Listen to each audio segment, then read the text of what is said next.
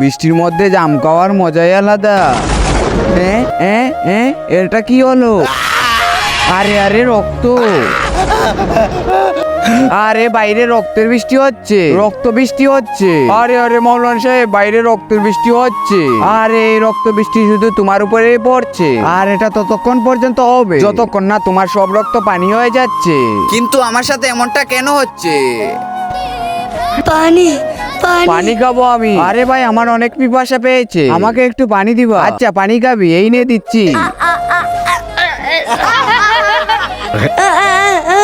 আব্বে চুটুলু, তোর কি এত দামি পানি পান করবার সামর্থ্য আছে নাকি? আরে ফকির, চলে যা এখান থেকে, তা না হলে অনেক মারবো, যা বলছি।